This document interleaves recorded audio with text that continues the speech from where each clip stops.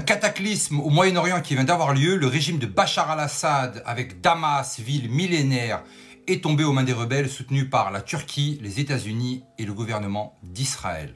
Damas, l'une des plus vieilles villes du monde habitée, l'une des plus anciennes capitales du monde qui a abrité l'empire araméen, l'empire assyrien, l'empire byzantin, les arabes, les perses qui ont abrité les colonies françaises, est tombée aux mains des rebelles d'Al-Qaïda et ses proxys. Mais comment une telle percée a-t-elle eu lieu après des dizaines d'années de conflits où des villes comme Homs ou Hama ont tenu des zones de conflit inébranlables face à des régions qui ont été embrasées par l'État califat, par Al-Qaïda, par toutes ces personnes qui sont venues apporter leur soutien, par Hillary Clinton qui nous expliquait que c'était bien les Américains qui avaient fourni Al-Qaïda, que ces rebelles étaient financés et visiblement ces rebelles n'attaquent jamais leur maître mais plutôt déstabilisent des régions. Nous sommes en train de vivre un moment biblique et cataclysmique. C'est la fin des temps. Je ne sais pas si vous vous rendez compte de ce qui vient de se dérouler, mais c'est juste incroyable.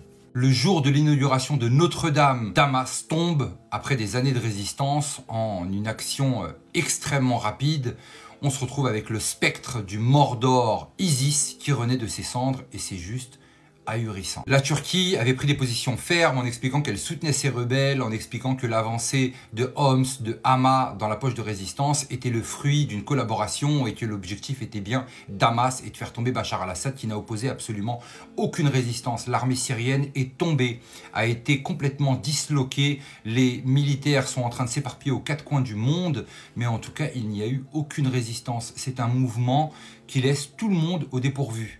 L'armée russe et Vladimir Poutine qui avait expliqué en 2017 soutenir corps et âme la Syrie car elle était un accès au port de Tartous et Latité qui permettait d'avoir un accès en mer Méditerranée, a complètement baissé les bras. Le Hezbollah et les milices chiites avec l'Iran ont complètement déserté les régions de combat, ce qui mène maintenant à une rupture de la chaîne d'approvisionnement de l'Iran qui amenait des armes jusqu'au Liban pour soutenir le Hezbollah et c'est Bibi qui s'en réjouit, qui va visiter les troupes au plateau de Golan, les rebelles qui ont aussi fait une ascension par le sud pour arriver à Damas et donc par le nord pour atteindre aussi Damas via Homs Hama par des milices soutenues par les Turcs, initialement d'Al-Qaïda, de Daesh, c'est le spectre de Daesh qui ressuscite.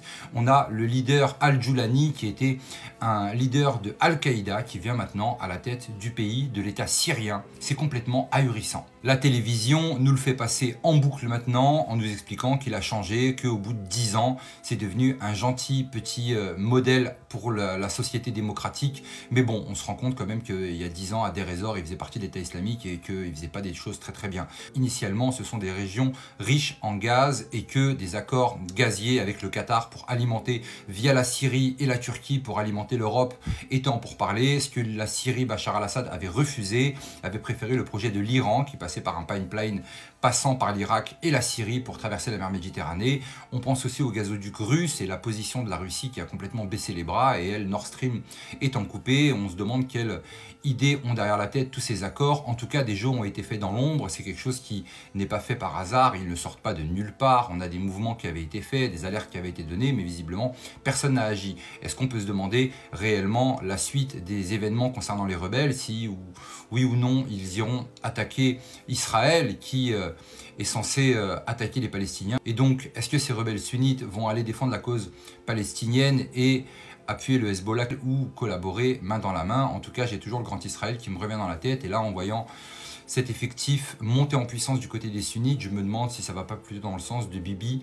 qui a l'air plutôt de jubiler. En tout cas, il y a énormément de choses à voir au Moyen-Orient, dans cette région. Il y a énormément de conflits avec les Kurdes, le YPG qui est dans le nord, qui est contre les Turcs, qui est allié de l'Iran. On a l'Hezbollah maintenant qui se voit couper ses voies de ravitaillement et donc une population à majorité sunnite qui prend le contrôle. Est-ce qu'ils vont attaquer Israël ou non? Est-ce qu'ils vont avoir des opinions différentes de ce qu'avait le régime de Bachar al-Assad qui était clairement opposé à l'idéologie sioniste? Quelque chose qui est extrêmement complexe à analyser, mais profond, réellement profond. En tout cas, en voyant Donald Trump à Notre-Dame, tous nos grandes élites jubiler pendant que Damas tombe, et que Donald Trump nous explique qu'il ne doit pas interférer dans le conflit syrien, laissant carrément le conflit tomber sous les mains des rebelles, on pose beaucoup de questions. Une chose est sûre, il y a quelque chose qui se trame dans l'ombre, on n'est pas au bout de nos surprises, on arrive à un moment extrêmement explosif. Dites-moi en commentaire ce que vous pensez de tout ça, j'ai essayé de regrouper un petit peu toutes ces informations, même si c'est pas évident, parce qu'il y a énormément de choses en contexte géopolitique qui s'en mêlent, avec aussi Ursula von der Leyen qui avait signé des accords gaziers avec l'Azerbaïdjan, etc.,